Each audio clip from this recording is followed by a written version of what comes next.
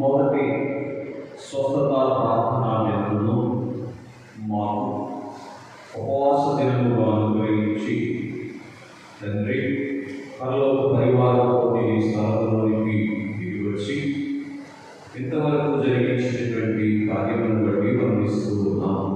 అయ్యా దయ చూపించి ఈ శ్రేష్టమైన సమయంలో నీ వాక్యమును మేము ధ్యానం చేయవచ్చు ఉండగా తండ్రి మీరు మాతో మాట్లాడమని సహాయం చేయమని యేసు నామములో వేడుకొనుచున్నాము తండ్రి. ఆమేన్. చేరి వచ్చిన స్వస్తిని అపేక్షించినటువంటి ఉపవాసకులైనటువంటి శిలువ ధ్యానం ద్వారా వీళ్ళకు రావాల్సినటువంటి శిలువ ధ్యాన ఉపవాసం ద్వారా రావాల్సినటువంటి స్వస్తి ధన్యతను నిత్యము బలిపీఠముపై ఏమైనటువంటి కలువరి నాలుగు వెండి అనుగ్రహించుగాక. ఆమేన్. కూర్చున్నాం. దేవుని పరిశుద్ధ వాక్యము చదువుకుని వాక్య ధ్యానంలోకి వెళ్దాం. ప్రవక్త అయినటువంటి సమూయేలు గారి చేత రాయించినటువంటి దేవుడు రాయించినటువంటి 2వ గ్రంథము 12వ అధ్యాయము 17వ వచనమును పఠించుకుందాం. దావీదు ఉపవాసం నుండి లోపలికి పోయి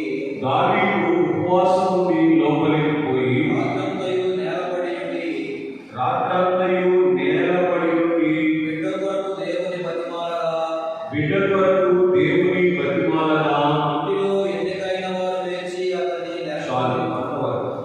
స్నేహితుల గమనించండి. ధ్యానపరుడైనటువంటి దావీదు గారు తన జీవిత కాలంలో ఎదురైనటువంటి ఒక వేదనకరమైనటువంటి పరిస్థితి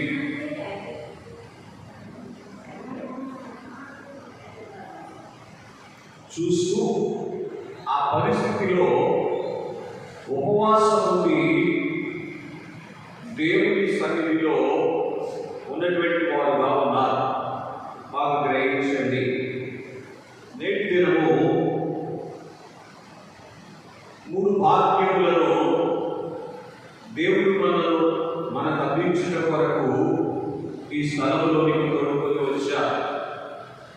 ప్రతి నెల మొదటి శుక్రవారం మనం ఆచరిస్తున్నట్లుగా ఉపవాస ధన్యత, రెండవది శిలువ ధ్యాన భాగ్యము, మూడవది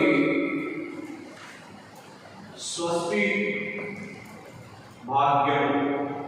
ఈ 3 భాగ్యములు కూడా ఈ సమయంలో అందుకునే కొరకు దేవుడు సిద్ధపరిచినటువంటి ఒక చిన్న సందేశాన్ని మీ ముందు పెట్టడానికి ఇష్టపడుతూ ఉన్నాను. అంశం ఏమిటి అంటే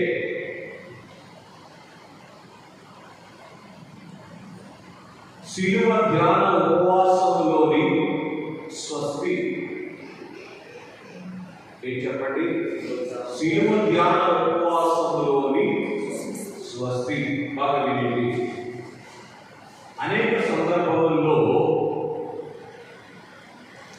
మన యొక్క వ్యక్తిగత ప్రార్థన అంశములను మనము దేవుని పాదాలయంలో పెట్టేటప్పుడు దేవుని దగ్గర నుంచి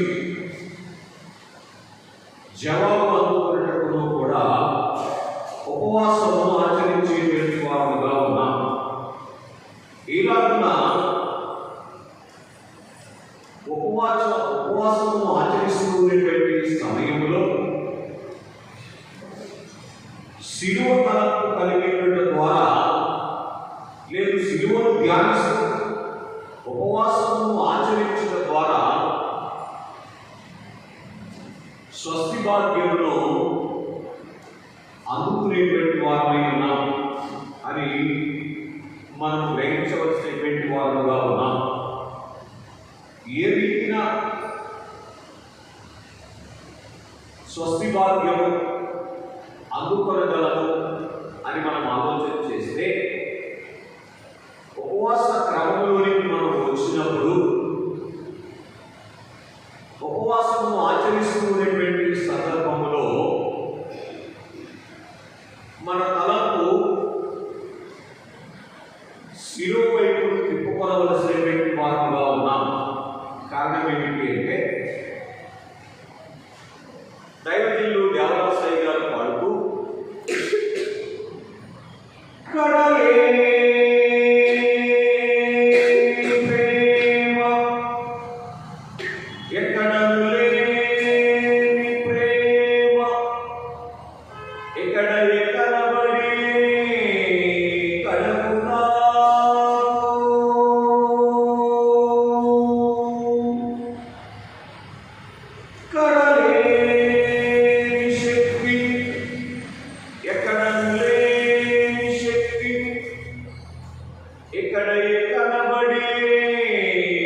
వినబడకు అని తెలియజేశారు.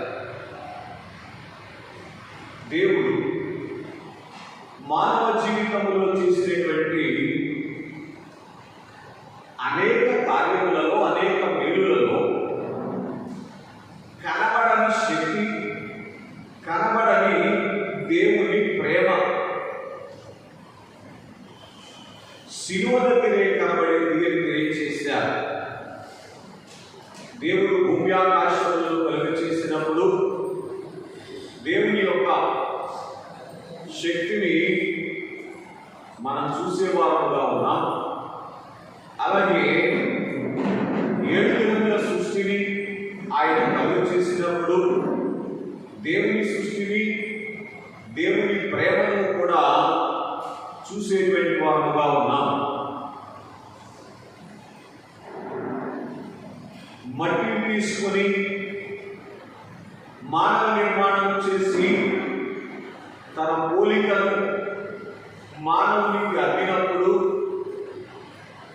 తనలోని జీవమును మానవులలోనికి ఊదినప్పుడు దేవుని ప్రేమను, దేవుని శక్తిని ఎరిగినటువంటి వారుగా ఉన్నాం. అలాగే తప్పిపోయినటువంటి ఆదాము దగ్గరకు వచ్చి ఆదికాండం 3వ అధ్యాయం 15వ వచనంలో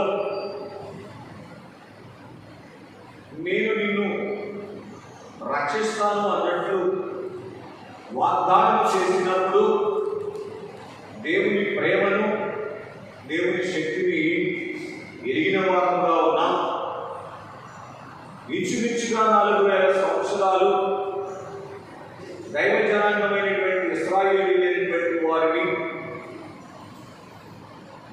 దేవుడు నడిపించుకుంటూ వచ్చినప్పుడు దేవుని ప్రేమను, దేవుని శక్తిని ఎరిగిన వారుగా ఉన్నాం. అంతకు మించి కన్య గర్భమున ఆయన ఈ లోకానికి మానవునిగా దిగి వచ్చినప్పుడు ఆయన తన ప్రేమను, శక్తిని కూడా మానవుల ఎడల కనబరిచినటువంటి వారుగా ఉన్నారు. 33.5 సంవత్సరాల ఆయన శరీర జీవిత కాలంలో, 3.5 సంవత్సరాల సేవా జీవిత కాలంలో మానవుల ఎడల తనకున్నటువంటి ప్రేమను, మానవుల విషయంలో తాను చూపించేటువంటి శక్తిని ఎరిగిన వారుగా ఉన్నాం. అయినప్పటికీ కూడా ఇన్ని సందర్భాల్లో దేవుడు తన ప్రేమను, తన శక్తిని మానవులకు లేదు మానవుల ఎడల కనబరుస్తూ ఉన్నప్పటికీ కూడా ఆ సందర్భములన్నిటికంటే కూడా ప్రాముఖ్యముగా శిలువ మీద దేవుని ప్రేమ, దేవుని శక్తి ఎక్కడా లేనంత కనబడింది అన్నారు తండ్రి గారు. కనుక నేనేమంటానంటే దేవుడు మన జీవితంలో చేయాలి అని మనము కోరుకునేటువంటి కార్యాల విషయంలో దేవుడిని ఆశ్రయించిన కొరకు శిలువను నిదానించి చూసినప్పుడు దేవుని ప్రేమను గ్రహించగలిగి దేవుని శక్తిని పరిపూర్ణంగా ఎరిగినటువంటి వారుగా ఉండి దేవుని దగ్గర నుంచి అందుకోవాలి అని మనం అనుకున్నటువంటి సమస్త భాగ్యములు కూడా అందుకోవడానికి మార్గం సరళమవుతుంది. కనుక ఉపవాస క్రమములోనికి వచ్చి ఒకవేళ సామాన్యమైనటువంటి ప్రార్థనల చేత మన అంశము నెరవేరినప్పుడు ఉపవాసమును ఏర్పాటు చేసుకుని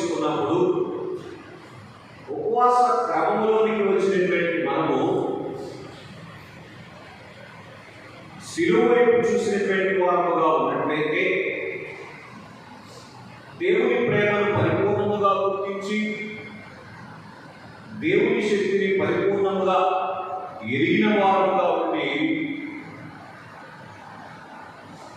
మరింత నమ్మకముగా దేవుణ్ణి ఆశ్రయించి మేలు పొందేటువంటి అనుభవంలోనికి రాగలుగుతాం. అందుకే శిలువ ధ్యాన ఉపవాసంలోని స్వస్తిని గురించి కొన్ని మాటలు మీ గమనానికి తీసుకుందామని ఇష్టపడుతూ ఉన్నాను. కనుక దావీదు అనేటువంటి మహాశయుడు దేవుడు కోరుకునేంత భక్తి కలిగినటువంటి వాడు. ఎంతవాడు? అందుకే సమూయేలు మొదటి గ్రంథం 16వ అధ్యాయంలో నేను కోరుకున్నవాడు ఇతడే అని రెఫరెన్స్ తీస్తే సహాయం చేయండి. సమూయేలు గారితో సమూయేలు గారితో దేవుడు మాట్లాడినటువంటి వైనాన్ని మనం చూస్తాం. కాబట్టి స్నేహితులారా గమనించండి, దేవుడు కోరుకునేటువంటి భక్తి ఉన్నా అమ్మా చదవండి. మీ అందరికి వచ్చి కూర్చొని వారి మైక్ తీసుకుని మైక్లో చదువు. ఎప్పుడైనా గుర్తుపెట్టు.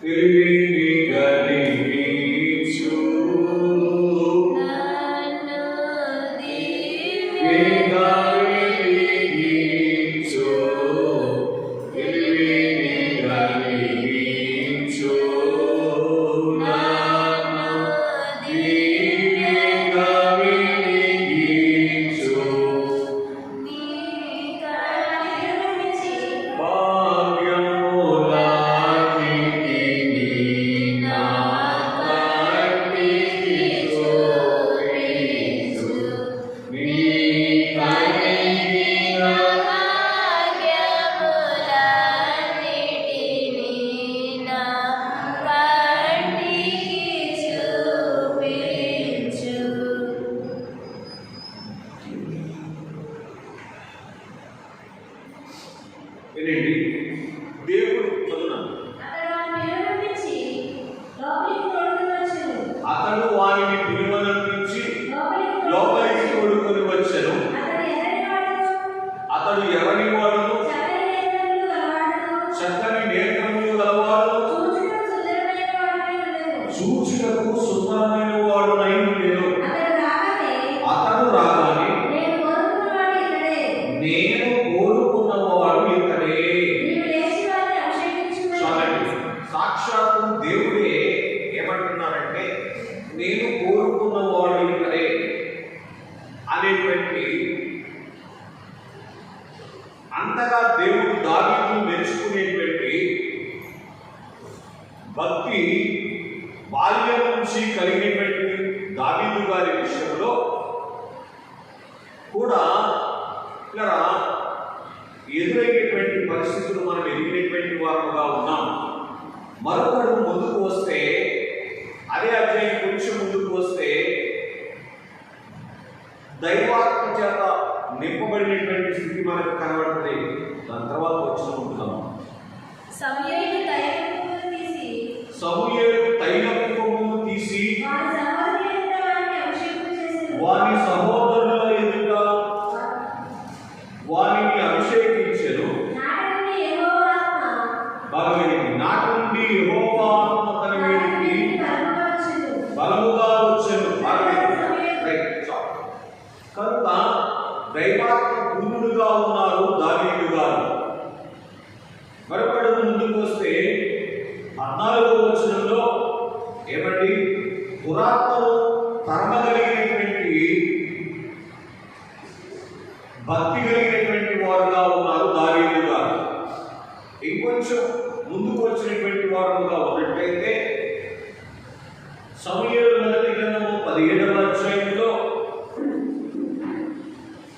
సున్నతి లేని ఈ ఫిలిష్తీయుల 26వ వచనం, దేవుని సైన్యమును తిరస్కరించడానికి మీరు ఎంతటి వారు అన్నట్లుగా చదువున్నాను. దావీదు జీవము గల దేవుని సైన్యములను తిరస్కరించుటకు ఈ సున్నతిలో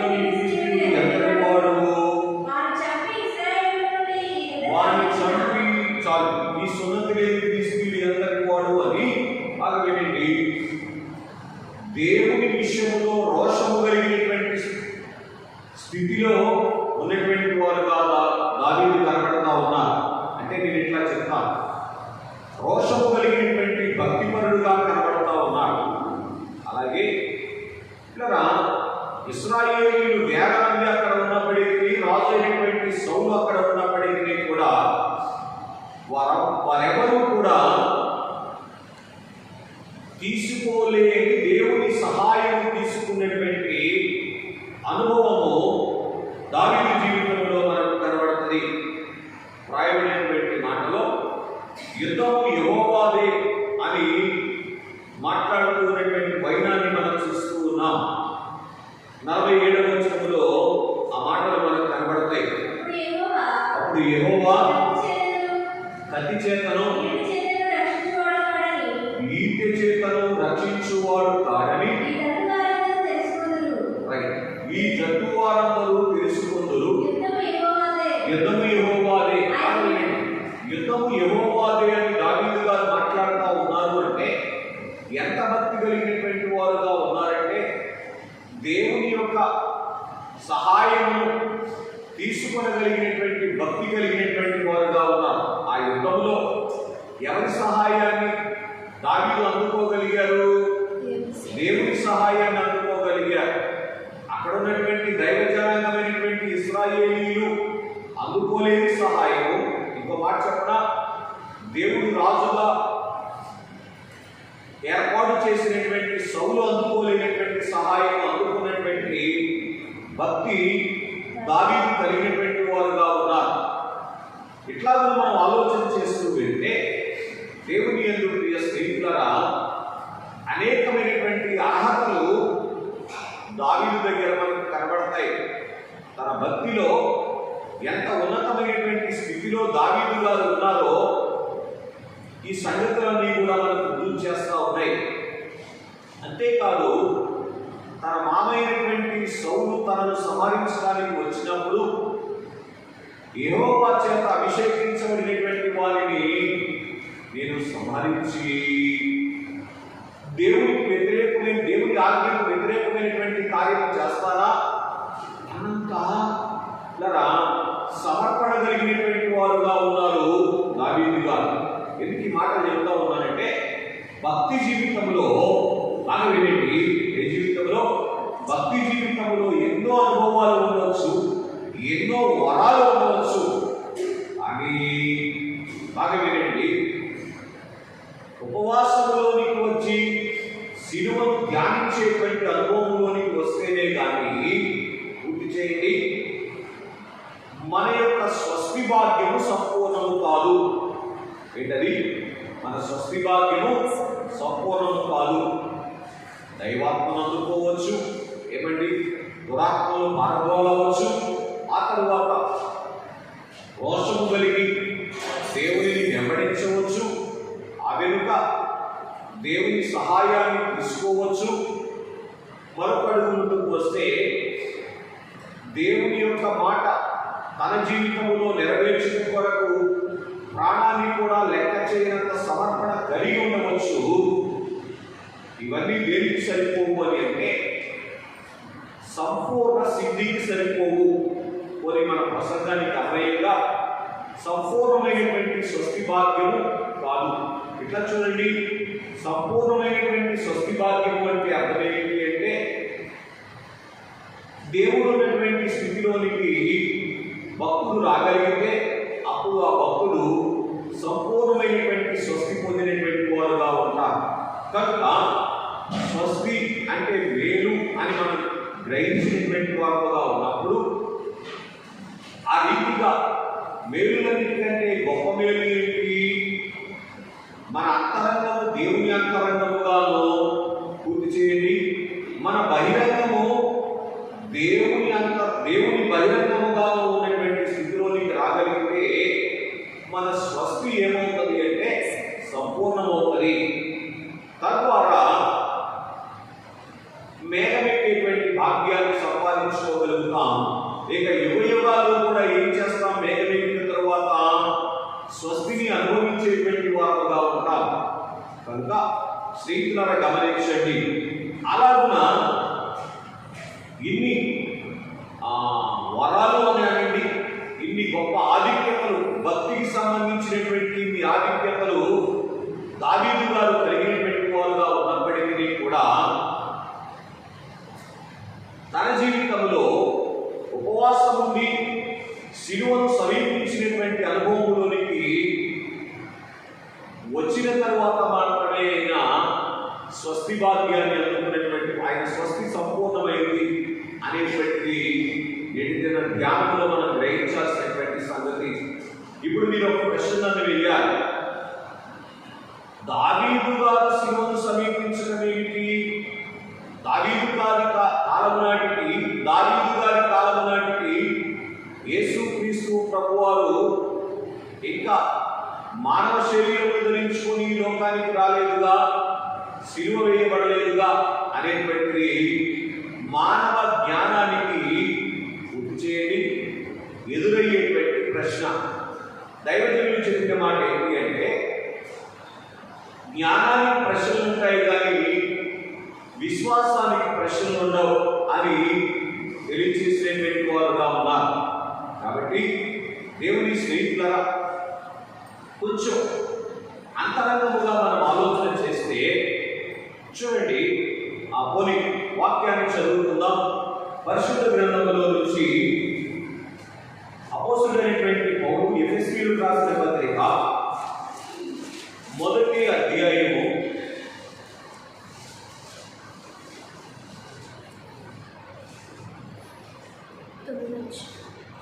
6వ వచనంలో ఉన్నటువంటి అంత భాగంలో చదివితే ఆలస్యం అవుతుంది కానీ తర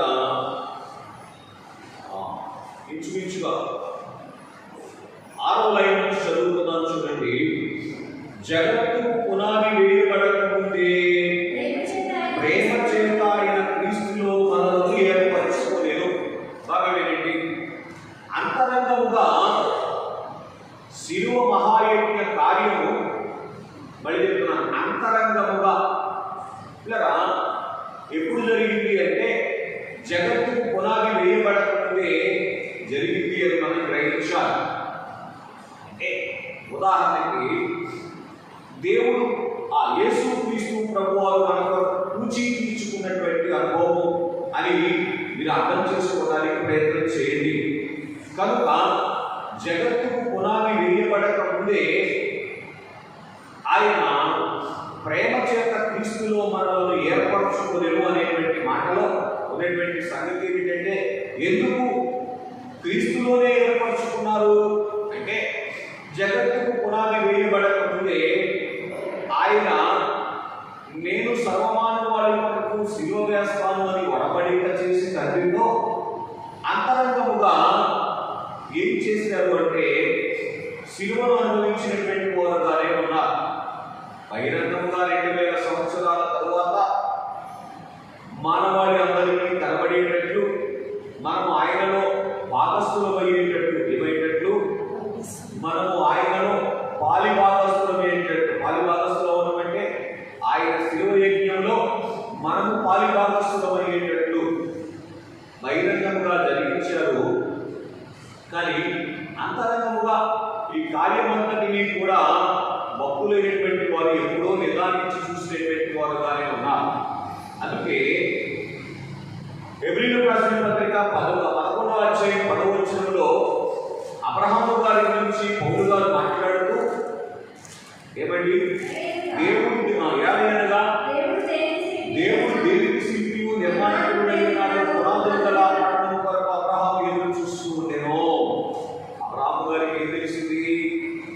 దేవుడు తన కొరకు ఒక పట్టణాన్ని సిద్ధపరిచారని, ఏమండి ఆ పట్టణానికి తనను తీసుకువెళ్తున్నారని ఎదిగినటువంటి వారుగా ఉన్నారు.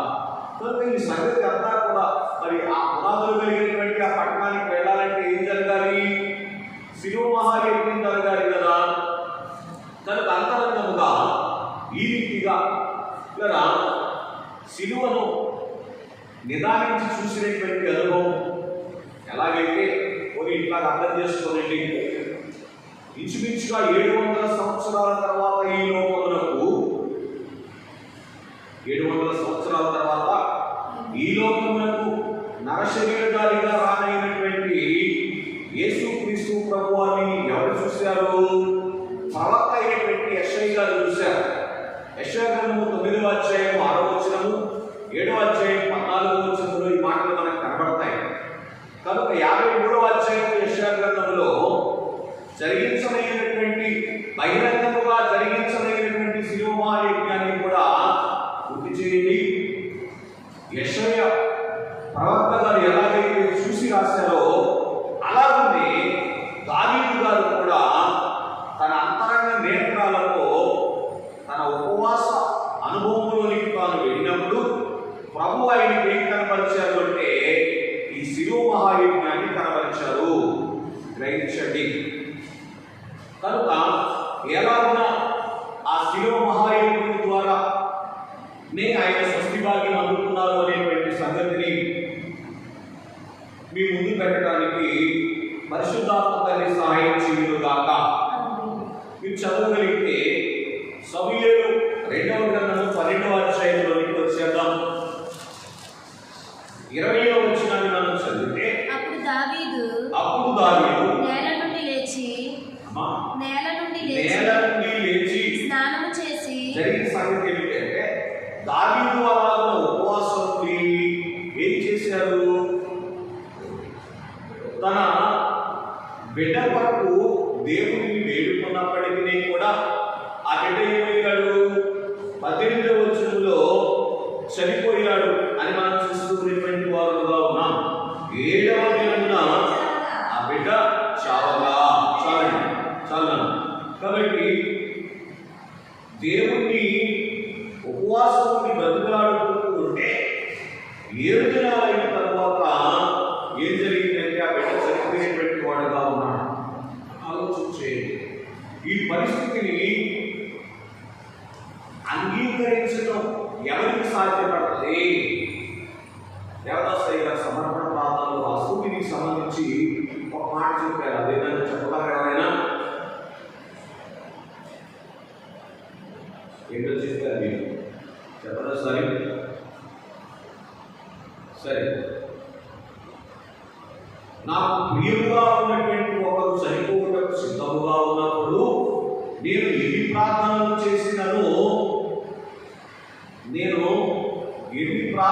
చేసినను నీవు వినకున్నప్పటికీ కూడా గుర్తు చేయి సంతోషించి స్తుతించుటకు పూనుకున్నాను అని అన్నారు. అది సమర్పణ. కాబట్టి అలాగే ఇక్కడ దావీదు గారు ఉపవాసం నుండి ప్రార్థన చేసినప్పటికీ కూడా తన బిడ్డ చనిపోతే మీరు బాగా ఆలోచించి 20వ వచనాన్ని మనం ఆలోచన చేస్తే ఆ సంగతి ఎరిగినటువంటి దావీదు గారు ఏం చేశాడట? ఇక నేల నుండి లేచి స్నానం చేసి తైలం పోసుకొని వేరు వస్త్రం ధరించి ఏం చేశాడంట? మందిరంలోనికి వెళ్ళాడు. ఏమండి, ఉపవాసం నుండి ప్రార్థన చేసిన తర్వాత ప్రార్థన నెరవేరకపోతే మందిరములకు వెళ్ళకూడదా? ఎవరు వెళ్ళకూడదా? ఏదో అప్పుడప్పుడు అరకడగా దేవుని